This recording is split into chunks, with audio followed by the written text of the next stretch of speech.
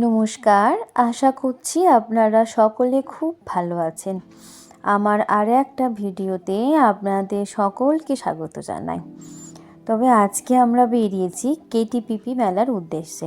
হ্যাঁ, কেটিপিপি মেলা অনেক দিন আগেই হয়ে গিয়েছে, প্রায় 3-4 দিন আগে শেষও হয়ে গিয়েছে। তবে আমার ভিডিওগুলো করা ছিল, একটু ব্যস্ত ছিলাম বলে এই ভিডিওগুলো আর এডিট করা হয়নি। তাই জন্যই এখন বসেছিলাম ভিডিওগুলো এডিট করতে। আমরা অলরেডি বেরিয়ে পড়েছি বাড়ির থেকে, এটি হাইওয়েতে আমরা উঠেও পড়েছি। তবে এই যে দেখতে পাচ্ছেন এই জায়গাটি হলো কোলাঘাট। কোলাঘাটের এই জায়গাটি এলেই যেন মনে হয় কি সুন্দর পরিপাটি করে সাজানো। আর অবশ্যই মনে পড়ে কোলাঘাটের বিদ্যুৎ কেন্দ্রের কথা। আর তার সাথে তো অবশ্যই মনে পড়ে কোলাঘাটের ব্রিজের কথা, একটা বিশাল সুদৃঢ় লম্বা ব্রিজ। তবে কোলাঘাটের ইতিহাস নাকি অনেক কিছু রয়েছে। কোলাঘাটে অনেককে দেখতে পায় যে অনেকে আসেন এই পুরনো ব্রিজটাতে ছবি তুলতে। তবে আমিও একবার এসেছি, কিন্তু আর আসা হয়নি। এই যে আমরা কোলাঘাটের যে ব্রিজে আছে সেটাতে চলে এসেছি। কোলাঘাটের ব্রিজটিতে এলে একটা কথাই মনে হয় যে এই ব্রিজটি কত কাল ধরে দাঁড়িয়ে রয়েছে প্রাচীন ঐতিহ্য ধরে। এই সাইডে অবশ্য পুরাতন ব্রিজ, ওদিক থেকে বোধহয় কাউকে খুব একটা যেতে দিচ্ছে না, মানে খুব একটা গাড়ির যাতায়াত আমার কিন্তু চোখে পড়েনি যখন আমরা এই ব্রিজ দিয়ে পারাপার হচ্ছিলাম। হ্যাঁ, অনেকে আবার ট্রেনে করেও এই কেটিপিপি মেলা যায়। মানে ট্রেনে করে যেতে হলে আমি যতদূর জানি মেছেদা স্টেশনে নেমে সেখান থেকে টোটো বা ম্যাজিক গাড়ি বা অটো করে কেটিপিপি মেলা যেতে হয়। আমি ওকে বললাম যে আমরা কি ওই দিক দিয়ে যেতে পারি। ও বললো যে না, এরকম দরকার নেই, আমি ম্যাপে দেখেছি বাইকে করে গেলে খুব সুবিধা হবে। কারণ কি হাইওয়ের সামনেই বা হাইওয়ের ধারেই ওই মেলাটি হয়। তখন আমি প্রথমে না করলেও তারপর ওর কথাতে রাজি হয়ে বললাম যে ঠিক আছে, তাহলে চলো যাওয়া যাক। তবে আমরা কিন্তু কেউই রাস্তা জানতাম না, ওই আমাদের গুগল ম্যাপ উনিই ভরসা ছিলেন। তো ওনার দেখানো পথেই আমরা যাচ্ছিলাম যে কি ওনটা দিয়ে কেটিপি মেলা যাব।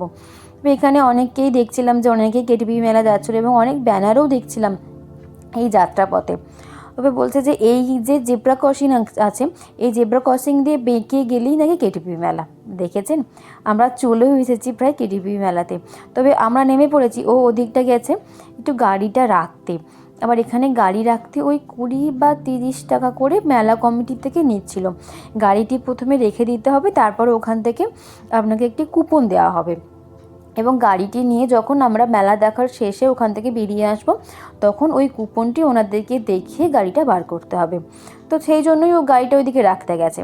চলুন, ওর গাড়ি রাখা হয়ে গিয়েছে, আমরা এবার যাচ্ছি মেলার উদ্দেশ্যে। মেলাটি এত বড় আর কি বিশাল গেট হয়েছে। তবে এর আগে আমি কোনো দিন এই কেটিপিপি মেলায় আসিনি। অনেক মানুষের মুখে শুনেছি এই কেটিপিপি মেলার কথা এবং ব্যানারও অবশ্যই ফেসবুক ইউটিউবও দেখেছি। এখানে ভীষণ বড় বড় সঙ্গীত শিল্পী নৃত্যশিল্পীদের এনে অনুষ্ঠান করানো হয়। অনেকের মুখেও শুনেছি নাকি যে কেটিপিপি মেলাটা ভীষণ বড় হয়, অনেকটা জায়গা জুড়ে এই কেটিপিপি মেলা হতে থাকে। তবে মেলার প্রথমে ঢুকতেই বিভিন্ন রকমের জিলিপি, ভুট্টা এইসবের দোকান চোখে পড়লো। মেলা মানেই তো একটু জিলিপি, একটু বাদাম ভাজা, একটু ভুট্টা থাকবে না, সেটা কি আর হয়। ওকে আমি বলছি তুমি তাড়াতাড়ি এসো, বলছে আমার গাড়ি চালিয়ে মারাত্মক ঠান্ডা লেগেছে, তার জন্য আমি যাচ্ছি, কিন্তু এত তাড়াতাড়ি হাঁটতে পারবো না, তোমরা বরং এগিয়ে চলো। ঠিক আছে, আমরা ওর কথা শুনে এগিয়েই গেলাম। এই যে এখানে একটি মঞ্চ হয়েছে এবং এই মঞ্চে নাকি ওনারা অ্যানাউন্সমেন্ট তখন করছিলেন নাকি ম্যাজিক শো হবে সন্ধ্যে থেকে। তবে আমরা তো একটু তাড়াতাড়ি বাড়ি ফিরবো বলে সকাল সকালই চলে এসেছিলাম। সকাল বলতে ধরুন ওই 4টে বা 3টের দিকে, ওটা সকাল বলা চলে না, ওটা বিকেল বলা চলে। তো ওই সময়টা করে আমরা বেরিয়েছিলাম। আর এখানে দেখেছেন কতগুলো ফুলের প্রদর্শনী হয়েছিল। তবে সব কটা ফুলের নাম জানি না, কিন্তু তবে এই যে ফুল গাছগুলোকে দেখে দুটো চোখ যেন একদম জুড়িয়ে যাচ্ছে। কত রকমের ফুল গাছ যেন দেখে মনে হচ্ছে এক রাশ ভালোবাসা কেউ এখানে খুব সুন্দর করে যত্ন সহকারে রেখে দিয়েছে। দাঁড়ান আপনাদের একটা জিনিস দেখায়। দূরে দেখতে পাচ্ছেন এই একটুখানি গাছে ফলেছে গোল গোল অরেঞ্জ কালারের লঙ্কা আর আমড়া, মানে টক আমড়া। আমি তো দেখে অবাক যে এইটুখানি গাছে টক আমড়া ফলেছে। তারপরে অনেকে বলছেন হ্যাঁ এটা নাকি কলম দেওয়া গাছ। আমি তো ঠিক জানি না এই গাছের সম্বন্ধে, তবে কিন্তু ভীষণ ভীষণ সুন্দর লাগছিলো এই গাছগুলো। যেন দেখে মনে হচ্ছিলো চোখ দুটো এখানেই স্থির হয়ে যাক, সময়টা এখানেই স্থির হয়ে যাক। এত সুন্দর এই ফুলের বাগানটা, এখান থেকে তো যেতেই ইচ্ছা করছিল না। সবাই দাঁড়িয়ে ছবি তুলছিল, আমিও আর কেন বাদ যায়। আর এই যে এখানে রয়েছে পিলখান ট্রিস, এটা সম্ভবত বকুল গাছ। এরকম ছোট্ট ছোট্ট করে প্রত্যেকটি গাছকে এত সুন্দরভাবে সংরক্ষণ করেছেন ওনারা, আমি তো দেখেই অবাক যে এইভাবেও গাছ সংরক্ষণ করা যায়। এবং গাছগুলো প্রত্যেকটাই পুষ্টিগত দিক থেকে একদম ভরপুর, যে অপুষ্টিতে ভুগছে সেরকম কিন্তু একদমই না। আর এইটা দেখছেন, এটি হলো তেঁতুল গাছ। এত ছোট টবে এত সুন্দর ঝাড় দেওয়া তেঁতুল গাছ, ওরে বাপরে বাপ, দেখাই তো যায় না। আমি তো এটাই ভাবছিলাম তাহলে ওই তেঁতুল গাছে আবার ফলটা কবে হবে। আর এইটা হচ্ছে পাকুড় গাছ। আমি এর আগে কোনোদিন পাকুড় গাছ দেখিনি, তবে পুজোর সময় ঘটের মধ্যে পাকুড় গাছ দেয়, তখন দেখেছি পাকুড় গাছের ডাল, কিন্তু এভাবে আস্ত একটা গাছ সেটা আর দেখা হয়নি, এখানে এসেই দেখলাম। আর এখানে রয়েছে বিভিন্ন রকমের ফুল, আর এই ফুলগুলোও দেখেছি অনেক সময় ফুলের দোকানে। আর এখানে সবথেকে বড় জিনিস হচ্ছে এই তালগুলো জোড়া তাল। আমি এর আগে কখনো জোড়া তাল দেখিনি, জোড়া অন্য ফল দেখলেও কিন্তু তাল দেখিনি। এখানে এসে এই অদিনে জোড়া তাল দেখতে বেশ ভালোই লাগলো। আর এখানে রয়েছে এক হাতের থেকেও লম্বা লম্বা মূলো, আর বেল, চালতা, বিশাল বড় বড় আদার একটা ব্রাঞ্চ, বেগুন, ফুলকপি, ওলকপি, এবং এর সঙ্গে আরও রয়েছিল বাঁধাকপি। তবে এর কপিগুলোর সাইজ আমাদের সাধারণের থেকেও কিন্তু বিশাল বড় বড়, মানে এত বড় কপি আমি সচরাচর দেখিনি। আর এটি হচ্ছে ঝুমুর বা ভাদ্রা গাছ। তবে এই ঝুমুর বা ভাদ্রা গাছ আমি এর আগে কখনো দেখিনি এবং নামও পড়িনি। এটা কামিনী গাছ। কামিনী গাছটা আমি শুনেছি এবং দেখেওছি, কিন্তু এত ছোট জায়গায় দেখিনি। আর এটা হিঙ্গুয়া গাছ। এই গাছটিও কখনো চোখে দেখিনি বা নামটাও শুনেন। এটা তো তেঁতুল গাছ, আমাদের সচরাচর দেখা যায়, তবে ছোট করে দেখা যায় না। এটা এখানকার হয়তো বিশেষত্ব। আর ওটা কি কৃষ্ণ কামিনী একটি গাছ ছিল, আমি ওই গাছটা কখনো নামও শুনিনি আর দেখিও নি। একটি কারমোনা গাছ। তবে তো গাছের অনেক রকম ভাগ আছে, সেই সব এত কিছু গাছ সত্যি জানা নেই। তবে যিনি গাছগুলো দিয়েছেন তিনি কিন্তু ভীষণভাবে যত্ন সহকারে গাছগুলো রেখেছিলেন। দেখেই বোঝা যাচ্ছে যে তিনি গাছগুলোর প্রতি কতটা যত্নশীল এবং তিনি গাছ কতটা ভালোবাসেন। আর এই যে এই দিকে এই একটা গাছে একটু ছোট্ট মতো কমলা লেবু হয়েছে, আর একটা গাছে হয়েছে ছোট্ট মতো একটি মুসাম্বি লেবু। আর এখানে রয়েছে বিভিন্ন রকমের ক্যাকটাসের গাছগুলো। তবে এখানের মধ্যে অনেক ক্যাকটাস জানেন আমরা চিড়িয়াখানায় বা কোনো বোটানিক্যাল গার্ডেনে গেলে দেখতে পাই। আর এটি এই যে ওই হিউম্যান অ্যানাটমি গ্যালারি, এখানে মানুষের বিভিন্ন রকমের জিনিসপত্র সংরক্ষণ করে রাখা আছে। এই জিনিসগুলো ফেলে দেওয়া, যে সমস্ত আমরা জিনিসগুলো ফেলে দিই, সেখান থেকে বিভিন্ন রকমের সুন্দর ঘর সাজানোর জিনিসপত্র তৈরি করেছিলেন। এত সুন্দর প্রত্যেকটি কাজ যেন চোখ জুড়ানো ছিল। সত্যিই দেখে ভালো লাগলো যে আমরা কত গাছ ফেলে দিই।